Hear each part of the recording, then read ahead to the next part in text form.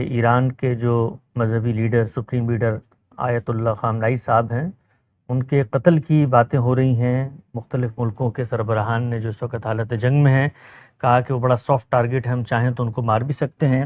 عراق میں جو شیعوں کے مذہبی رہنما ہیں آیت اللہ سیستانی، انہوں نے اس طرح کے کسی اقدام کی بڑے شدید الفاظ میں مذمت کی ہے اور دنیا کو باز رہنے سے کہا ہے۔ میں جاننا چاہتا ہوں آپ کے کیا نقطہ نظر ہے اس حوالے سے جو باتیں کی جا رہی ہیں کہ ایک قوم کے جو مذہبی پیشوا ہیں ان کے قتل کے حوالے سے؟ کوئی عام فرد ہو، کوئی مذہبی پیشوا ہو، کسی قوم کا قائد ہو، انسانی جان کو حرمت حاصل ہے۔ یہ عام حالات میں لی جائے، کسی ملک میں قانون کا نفاذ کرتے وقت کسی کے خلاف کوئی اقدام کیا جائے یا جنگ و جدال کے نتیجے میں لی جائے، ہر حال میں اخلاق کی جواز کا تقاضا کرتی ہے۔ ہمارے دین میں ظلم و عدوان کے خلاف جہاد کا حکم دیا گیا ہے، اس کا اخلاقی جواز یہی ہے۔ چنانچہ ظلم و عدوان کے خلاف جنگ کی جائے گی، اللہ کی خوشنودی کے لیے کی جائے گی، تو ہم اسے جہاد فی سبیل اللہ کہتے ہیں اور ایک بڑی عبادت سمجھتے ہیں۔ یہی جنگ بلا جواز کی جائے تو یہ مجرمانہ فعل بن جاتی ہے۔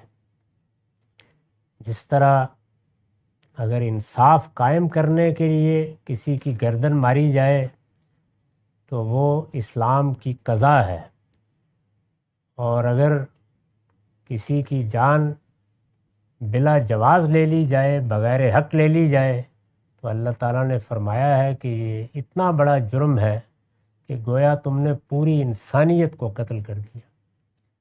ایران کے خلاف جو اقدام کیا گیا ہے اس کو جس پہلو سے بھی دیکھیے، وہ اسرائیل نے کیا یا وہ امریکہ نے کیا ہے، بالکل بلا جواز ہے۔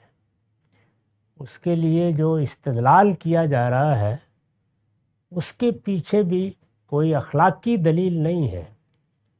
جوہری ہتھیار اگر نہیں ہونے چاہیے تو دنیا میں کسی ملک کے پاس بھی نہیں ہونے چاہیے۔ اس میں کوئی شبہ نہیں کہ جوہری ہتھیار رکھنے کا سرے سے کوئی جواز ہی نہیں ہے۔ ہتھیار وہی ہونے چاہیے جو مقاتلین کے خلاف استعمال ہوتے ہیں، کمبیٹنٹس کے خلاف۔ غیر مقاتلین کے خلاف استعمال ہونے والے ہتھیار قتل عام کے ہتھیار ہیں، اس وجہ سے بالکل ناجائز ہیں۔ خود ایران کے رہنماؤں نے، اور مذہبی رہنماؤں کا میں ذکر کر رہا ہوں، یہی فتویٰ دے رکھا ہے۔ چنانچہ اس طرح کے ہتھیار اگر نہیں ہونے چاہیے تو میں نے عرض کیا کہ پوری دنیا میں نہیں ہونے چاہیے، نہ امریکہ کے پاس ہونے چاہیے، نہ روس کے پاس ہونے چاہیے، نہ برطانیہ کے پاس ہونے چاہیے۔ اور اگر یہ زید بکر کے پاس ہیں تو پھر دنیا میں کسی دوسرے کو اس سے روکنے کے لیے کیا جواز ہوگا؟ اس لیے میں نے عرض کیا کہ یہ حملہ، اس حملے کی دھمکیاں، اس کے لیے اب تک جو کچھ کہا گیا اور جو کچھ کیا گیا ہے وہ سراسر بلا جواز ہے۔ اور جب بلا جواز کسی کی جان لی جائے یا جان لینے کی باتیں کی جائیں تو یہ نہ جنگ ہے، نہ جہاد ہے، نہ کوئی نیکی اور خیر کا کام ہے، یہ در حقیقت ایک مجرمانہ فعل ہے جو ہمیشہ تاریخ میں بھی مذموم رہے گا، اور اس طرح کے افعال کا ارتکاب کرنے والوں کو قیامت میں پروردگار کے سامنے بھی جواب دہ ہونا پڑے۔ اچھا غم صاحب، یہ جو بھی آپ نے بات فرمائی کہ اگر جوہری ہتھیار رکھنا اپنی ذات میں کوئی بری چیز ہے ممنوعات میں سے، تو پوری دنیا کو اس کو مطابق چلنا چاہیے ہے۔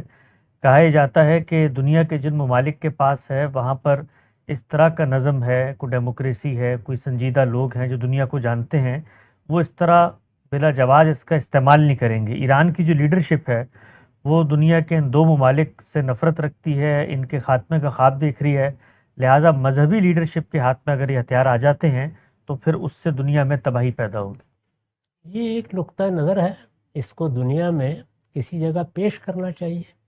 مثال کے طور پر ایک ادارہ اقوام متحدہ کا بنایا گیا ہے، اسی طرح عالمی عدالتیں ہیں، وہاں پیش کریں اس نقطہ نظر کو، اس پر گفتگو ہوگی۔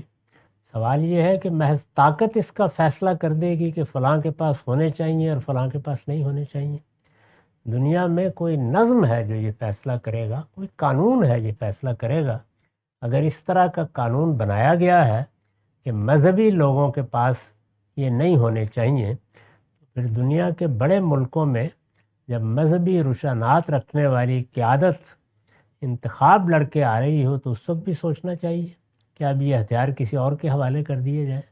تو یہ طاقت کی زبان ہے جو بولی جا رہی ہے، اس کے پیچھے نہ کوئی قاعدہ ہے، نہ قانون ہے، نہ کوئی اخلاقی پہلو ہے۔